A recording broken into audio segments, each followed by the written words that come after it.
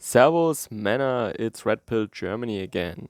I just saw the articles in the news. A camp on a Greek island, on the island of Lesbos, has burned down completely. It is a camp where the Greek authorities were putting irregular visitors who came by boat from Anatolia. This is where Angela Merkel and the European Union, in their infinite wisdom, they gave the Sultan a lot of money so that he can take care of these irregular traveling folks. But of course, the Sultan had other plans and he just passed them on to the Balkan or, to Greece. And part of these people, I think it was around 12,000, 13,000 people, were on this camp on this island that has a little bit above 80,000 inhabitants. And you can imagine what that means for this formerly or very beautiful island. And now our media reported first, maybe some radical Greeks were, setting this place on fire. But now we are pretty certain, actually, that the irregular traveling folks were the ones who are to blame for this fire. They were chanting "Bye Bye Moria," and that is the name of the camp. And nobody was killed or injured. Which means that this was of course planned, because if the fires were not planned, then of course there would be some injuries, because these people were there very densely packed in a very crowded camp. So you would expect some victims, but none so far, I read from the news. That means, of course, this was planned all along, and also the fact that they attacked the firefighters who tried to put out the fires. They were attacked by those irregular visitors. And that, of course, means that they wanted this camp to burn down. And this is a tactic that is, yeah, practiced for a long time by these people. They do that in Germany as well, by the way.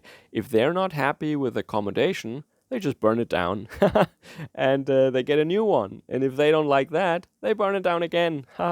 And they do that with businesses that Germans give them, and they do that also with accommodation. And they don't care who else lives there. If there are other families in the building, they don't care. They just, they set the place on fire. They don't care. They just want money, and they want a bigger house, and they want it from us, and they want it for free.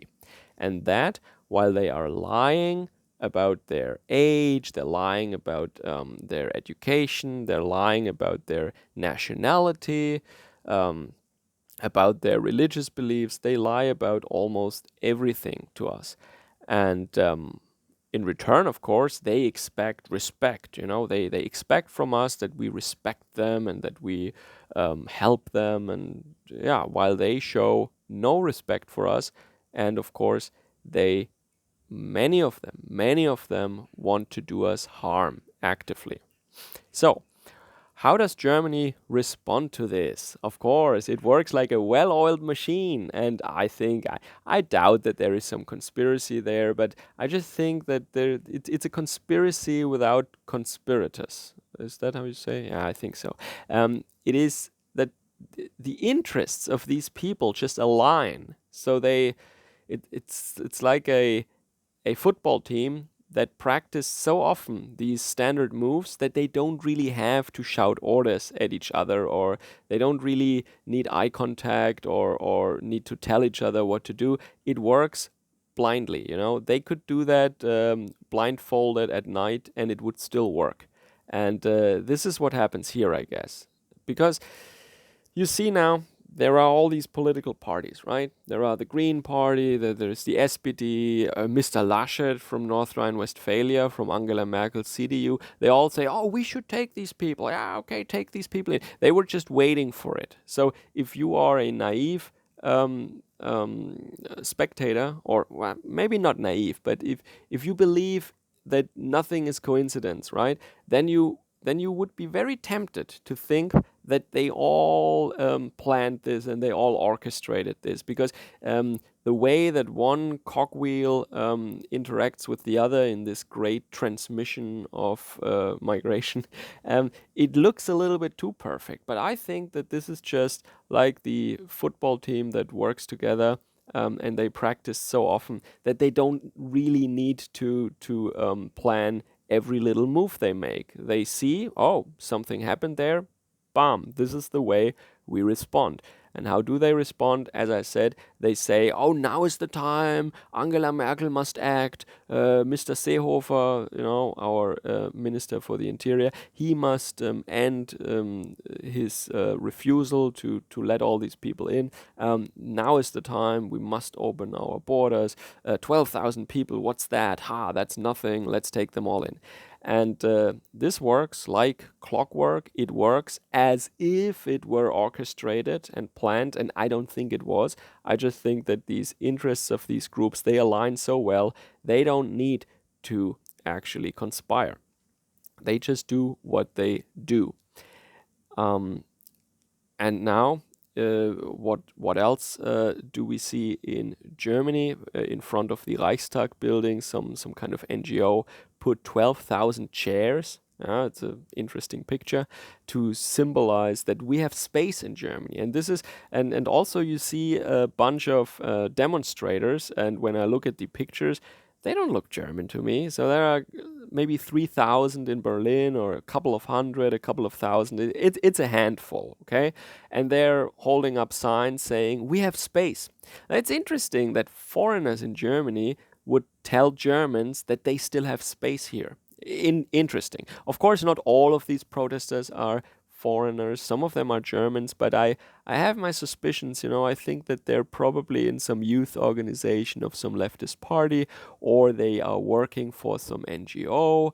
I don't think that these are just normal citizens who had time coincidentally on exactly that day.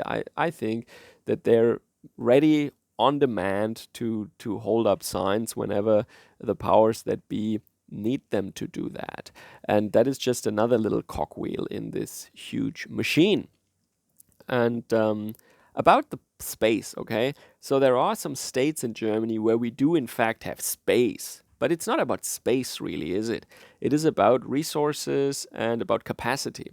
And when you look at housing in Germany, or services like medicine, like doctors, nurses, hospital beds, no, we don't have any space actually. We're overbooked. We are one of the most overcrowded areas on the planet in Germany, okay?